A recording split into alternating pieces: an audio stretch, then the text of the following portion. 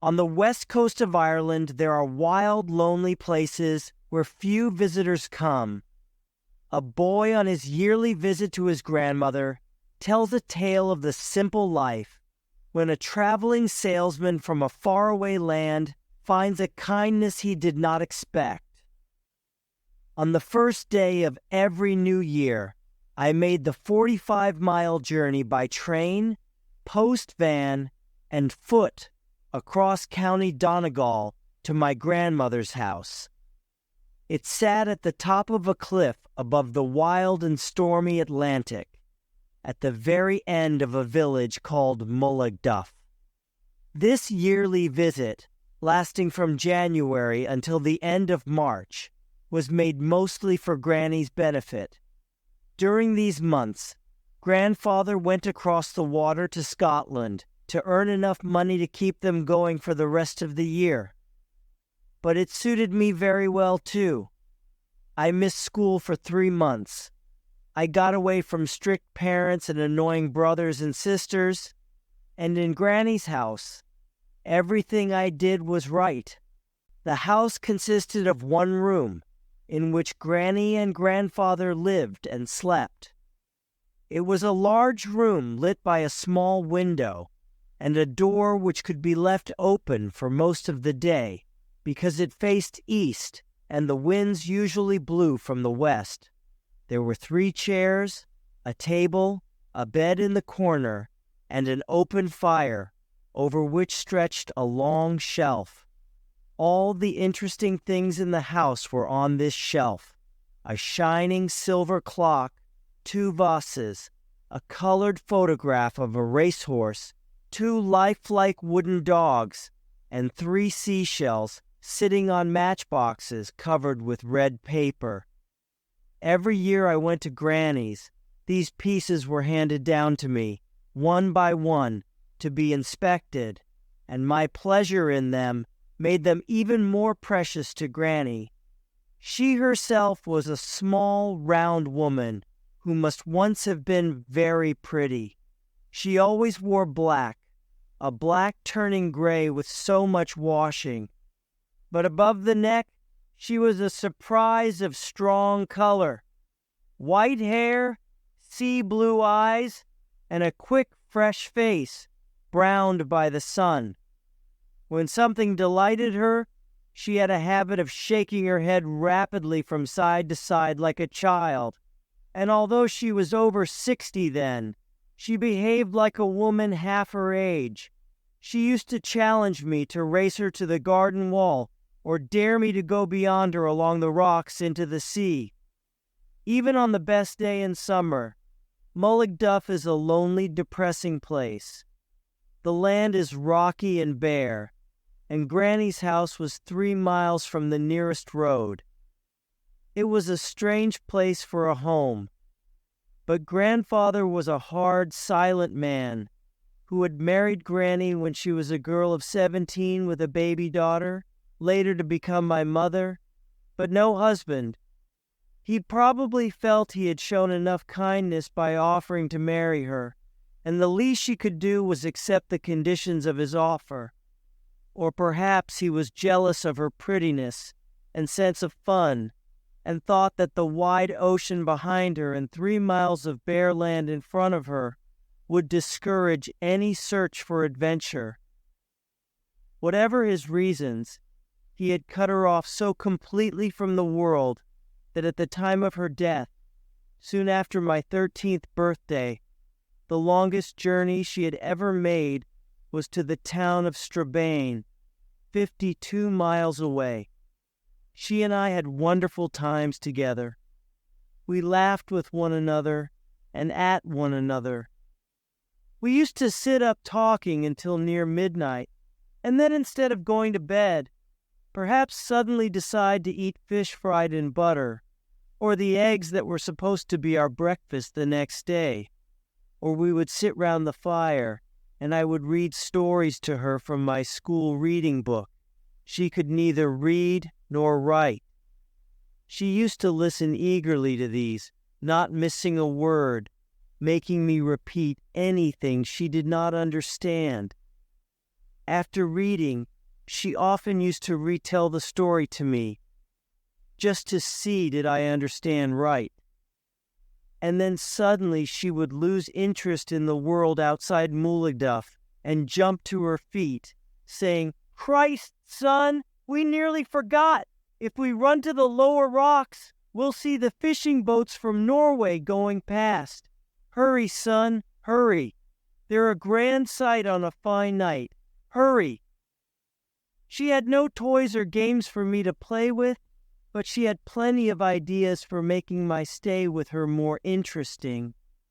We often got up before sunrise to see wild birds flying north through the icy air high above the ocean, or we sat for hours on the flat rocks below her house watching the big fish attacking smaller ones in the shallow water, or we went down to the rock pools and caught fish with our bare hands.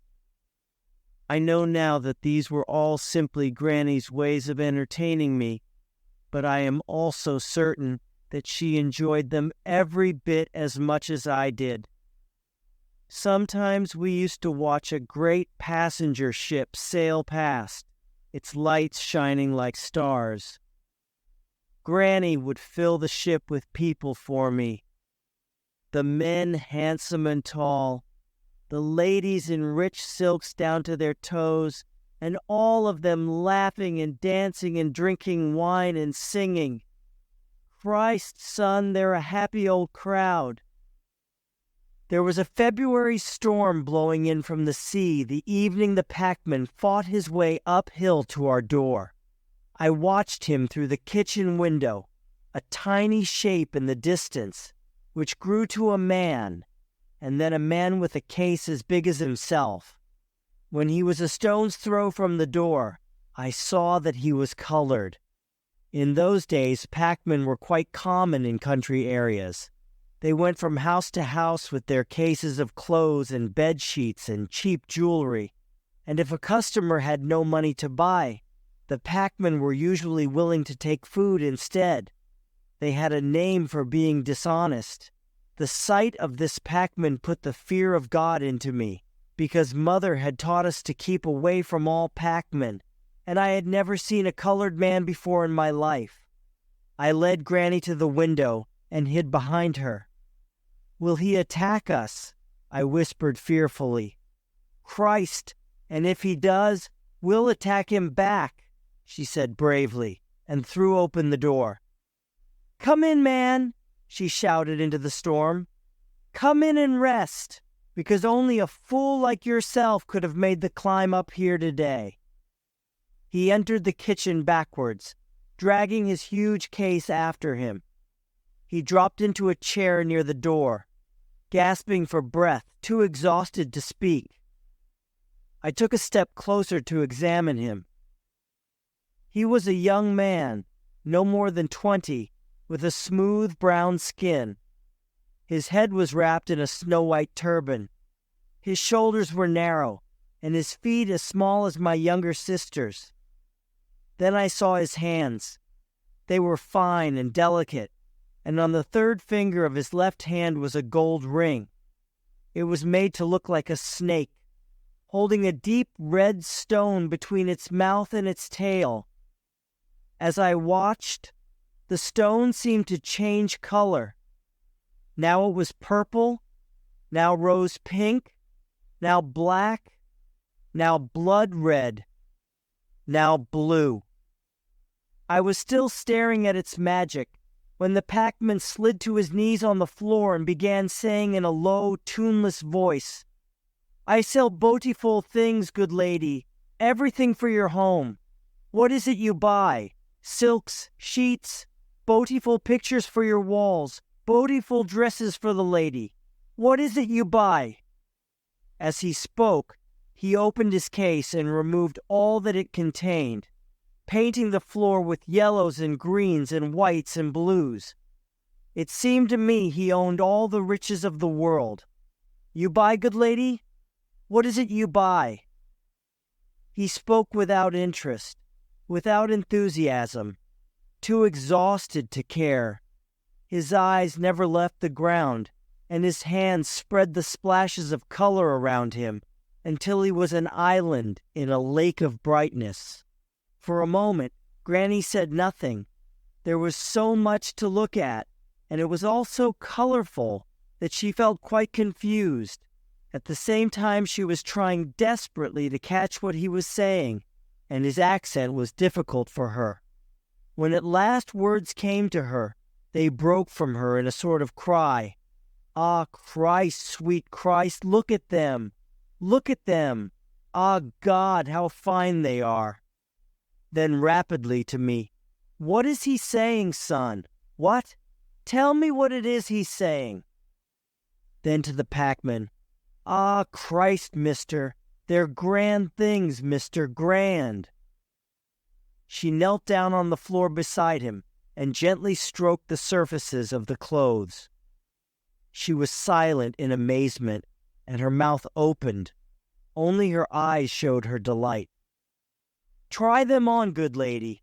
Try what I have to sell." She turned to me to check that she had heard correctly. "Put on the things you like," I said. "Go on." She looked at the packman, searching his face to see if he was serious, afraid that he was not. "I have no money, Mr. Packman. No money." The packman seemed not to hear. He went on rearranging his colors and did not look up. Only routine kept him going. "Try them on. They are beautiful, all." She hesitated over the limitless choice. "Go on," I said impatiently. "Hurry up. Everything for the good lady and her home," said the packman tiredly to the floor. "Try what I have to sell." She made a sudden movement, picking up a red dress and holding it to her chest. She looked down at it, looked to see what we thought of it, and smoothed it out against her, while her other hand pushed her hair back from her face. Then she was absolutely still, waiting for our opinion. "Beautiful," murmured the packman automatically. "Beautiful," I said, anxious to have everything tried on and finished with. "Beautiful," echoed Granny, softly, slowly. The word seemed new and strange to her. Then suddenly she was on her feet, dancing wildly around the kitchen. "Christ!" she screamed. "You'd make me as much of a fool as you two are. Look at me. See me in a palace, can you?" Then she went crazy. She threw the dress on the floor and tried on one thing after another. A green hat, and then white gloves, and then a blue jacket. All the time singing or dancing or waving her arms. All the time shaking her head, delighted, ashamed, drunk with pleasure. But soon she grew tired and threw herself, exhausted, on the bed. "Now, mister, you can take all the damn things away," she said breathlessly, "because I have no money to buy anything." Again the packman did not hear her, but said tiredly, "This you like, good lady." He opened a tiny box, and inside lay 6 little silver spoons. "The box to you, good lady, for half price." "Shut your mouth!" she cried, with sudden bitterness, sitting up on the bed. "Be quiet, packman. We are poor people here. We have nothing." The packman's head bent lower to the ground, and he started to gather his things, ready to go out into the darkness. At once, she was sorry for her bad temper. She jumped off the bed and began building up the fire. "You'll eat with us, packman. You'll be hungry. We can offer you—" She paused and turned to me. "Christ, son, we'll cook the goose that was to be Sunday's dinner. That's what we'll do." She turned to the packman. "Can your stomach hold a good big meal, packman?" "Anything, good lady. Anything." "A good big meal it'll be then, and Sunday be damned." She took out knives and forks from a drawer. "Tell me, packman, what do they call you?" What? Sing, he said. What? Sing, he repeated. Christ, but that's a strange name. Sing, sing, she said, feeling the sound on her tongue. I'll tell you what I'll call you, Pac-Man. I'll call you Mr. Sing, my heart's delight. A good big mouthful. Mr. Sing, my heart's delight. Yes, he said, quietly accepting her name for him. Now, Mr. Sing, my heart's delight, go to sleep for an hour, and when I call you, there'll be a good meal before your eyes. Close your eyes and sleep, you poor exhausted man, you. He closed his eyes obediently, and in 5 minutes his head had fallen on his chest. We ate by the light of an oil lamp. It must have been a month since the Pac-Man had last eaten, because he ate fast, like a wild animal, and did not lift his eyes until his plate was cleared. Then he sat back in his seat and smiled at us for the first time. Thank you, good lady, he said. A beautiful meal. You're welcome, she said. Where do you come from, Mr. Sing, my heart's delight? The Punjab, he said. And where might that be? India, good lady. India, she repeated. Tell me, is India a hot country, is it? Very warm, and very poor, she said quietly, adding the detail to the picture she was making in her mind. And oranges and bananas grow there on trees, and the fruit and flowers have all the colors of the rainbow in them? Yes, he said simply, remembering his own picture. It is very beautiful, good lady, very beautiful. And the women, Granny went on, do they wear long silk dresses to the ground? And the men, are the men dressed in purple trousers and black shoes with silver buckles? He spread his hands in front of him and smiled, and the women walk under the orange trees with the sunlight in their hair, and the men raise their hats to them as they pass. In the sun, in the Punjab, in the Garden of Eden. She was away from us as she spoke, leaving us in the bare kitchen, listening to the wind beating on the roof and the ocean crashing below us. The Pac-Man's eyes were closed. The Garden of Eden, said Granny again, where the land isn't bare and so rocky that nothing will grow in it. And you have God's Son in that Punjab place, and there is singing, and the playing of music, and the children. Yes, the children. The first drops of rain came down the chimney and made the fire spit. Christ, she said, jumping to her feet. Up you get, you fools, you, and let me wash the dishes.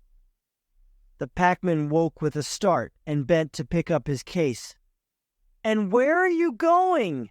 She shouted to him. Christ, man, a wild animal wouldn't be out on a night like this. You'll sleep here tonight.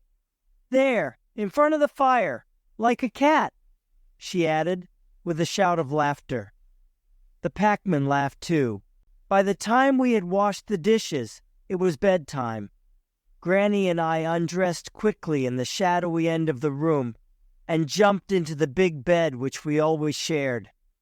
Blow out the lamp, Mr. Sing, my heart's delight, said Granny, and then place yourself on the floor there.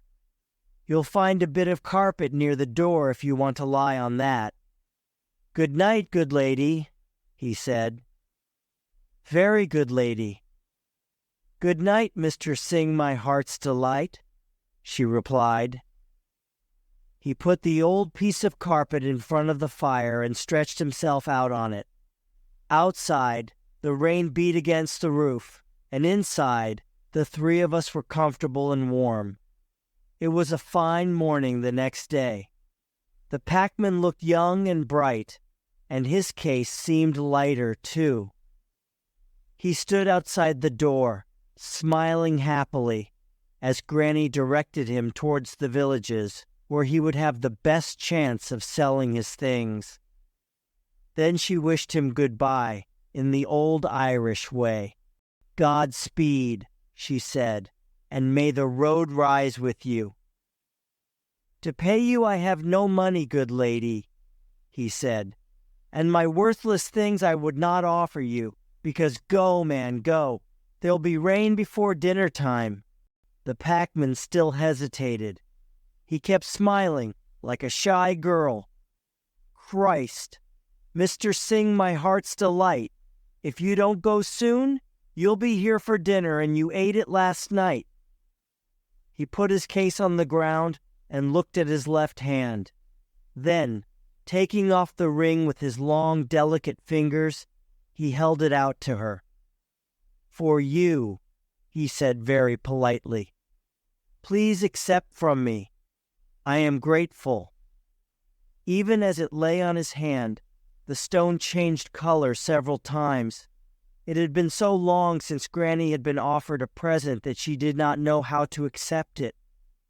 She bent her head and whispered, "No, no, no." "But please, good lady, please," the packman insisted. "From a Punjab gentleman to a Donegal lady, a present, please."